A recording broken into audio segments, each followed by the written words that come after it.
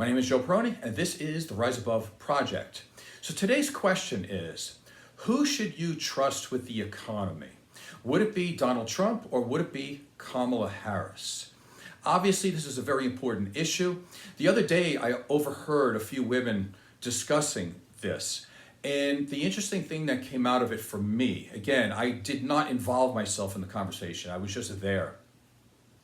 They seemed to say that abortion was a very important issue, but overall, the most important issue was the economy, and they were discussing who would be better for the economy.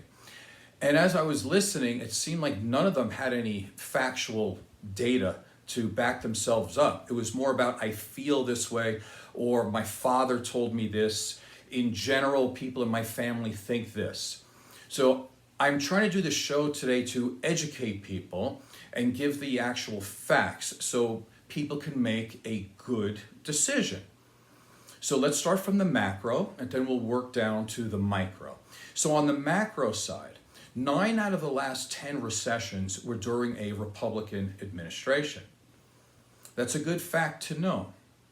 So as much as a lot of people want to think, or a lot of Republicans talk about the economy all the time, they don't seem to be very good at it. So that's number one. Number two, very important to know, since 1989, there were 15 million jobs created in the United States. However, 50 million of those were created during a Democratic administration, and only one was created during when Republicans were in office. So again, you don't have to know about politics, you don't have to know anything about economics here.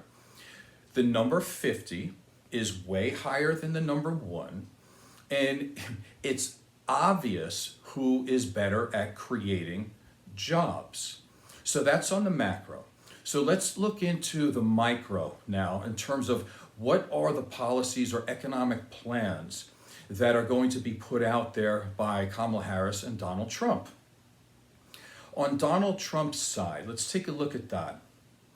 What he wants to do is he wants to impose tariffs on goods coming into this country.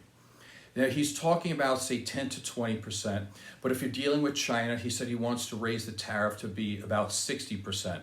I'm not going to say that for sure. That seems to be awfully high, but let's just use the 20% number. So what does that do? So, for example, if you have a figurine, right? So you get a little figurine like this. Now, let's say you want to buy this product and it comes from China or Taiwan or some other country. What happens is whatever price this is, it's going to be higher because, again, he's putting a tariff on it to 10 to 20 up to 60%. So who pays for that? So if you're going to sell this product inside the United States and the United States is going to put a tariff of 20% on, what they do is they take that 20% and they put it on the product. So what happens is the United States consumer, when they go to the store, have to pay higher prices. And so that already creates inflation because of the higher price. Now, let's say you're going to pay 20% more for this and you don't want to do that. Okay, so then the sales go down. What happens when people say no to buying a product and the sales go down?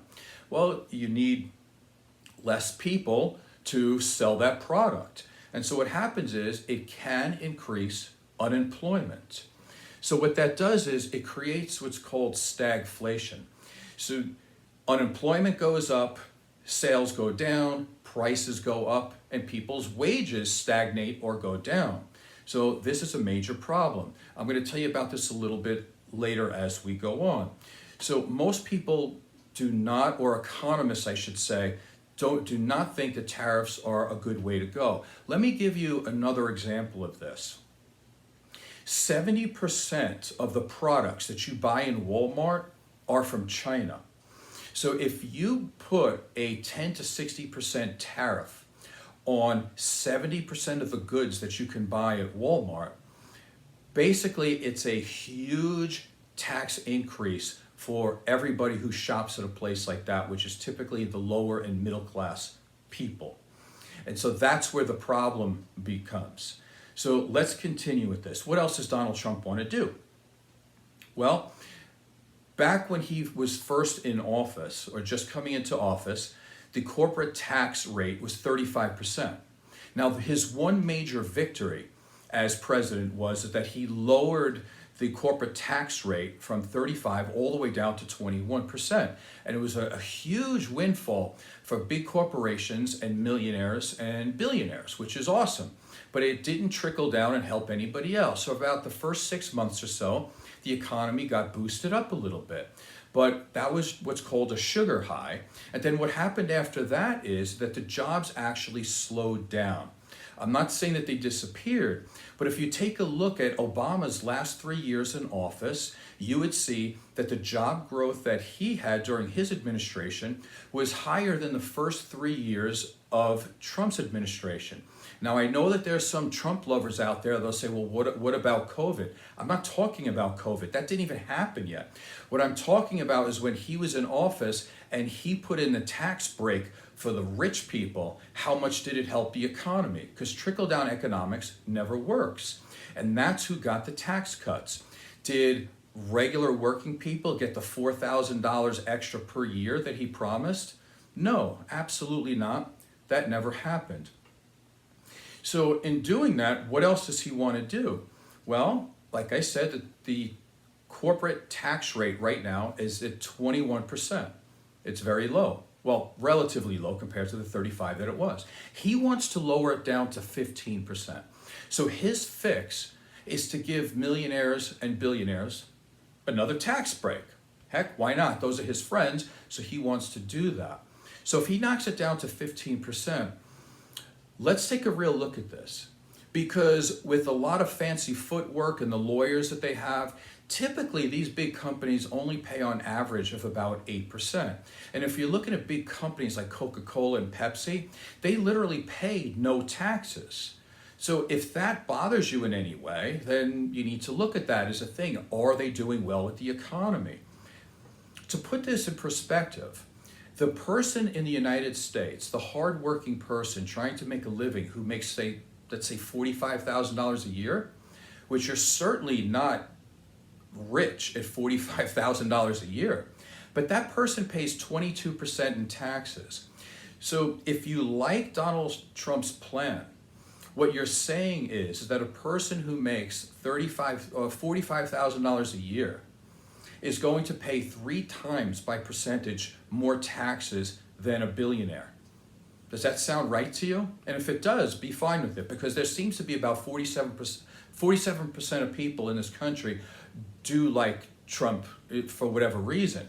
And so if you're into that, that's great. I don't know how you can really figure out those numbers and think that that's good, unless, of course, you are a billionaire or a millionaire, or you're married to one, maybe. So let's take a look at what Kamala Harris wants to do. Again, the corporate tax rate is 21%. She wants to increase it to 28%. Now, of course, a lot of conservatives and Republicans are going to complain. But let's be honest about what she's doing here, or what is proposing to do. The tax rate for corporations was 35%. 35. She wants to raise it back up to 28. So it's still 7% lower than it was before Trump got in office. So they're still catching a break. And so, again, what you'll hear is that a lot of these, let's say people that are low information voters, or they don't know the whole story, they'll say, well, Democrats raise taxes. Well, not so fast. They are going to raise taxes. But here's the thing. There is no proposal from Kamala Harris that says that taxes will be raised on anybody who makes under $400,000 a year. So if you're going to complain that your taxes are going to go up, congratulations to you, because it means that you make $400,000 a year or more. So let me say that again, because it needs to be said for people that are worried. If you're worried about your taxes going up, it means that you make over $400,000 a year.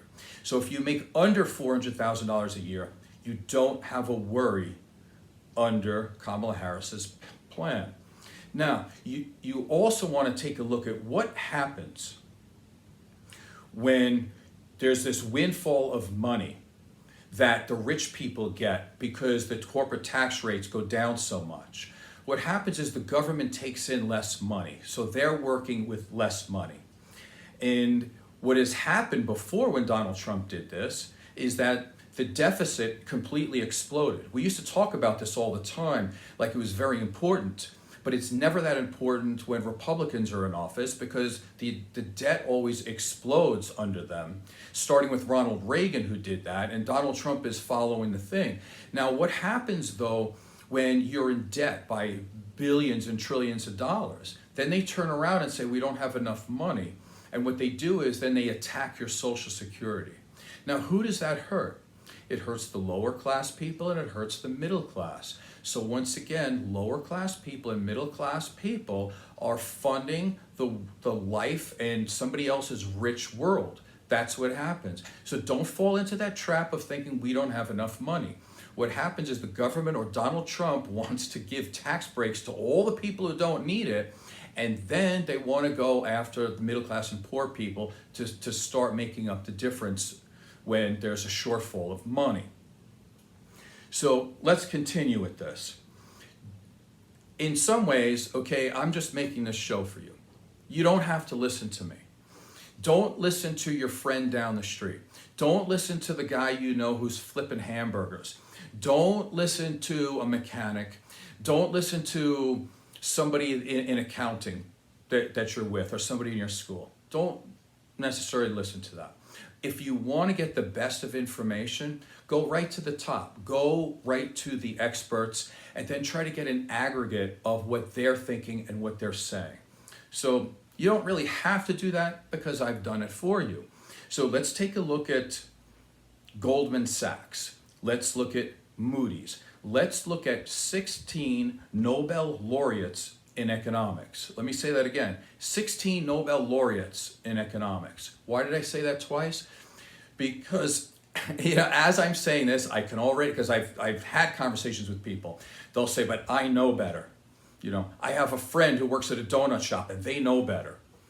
I have a friend of a friend who was in the military 10 years ago and they're conservative and they know better. No, they don't. Go to the experts. Again, 16 Nobel laureates in economics. You don't know better than them. So what do they say?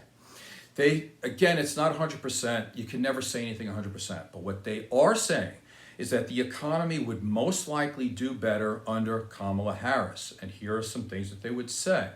Under Trump, the economy will shrink or not grow as fast as it would otherwise. Job growth will slow down.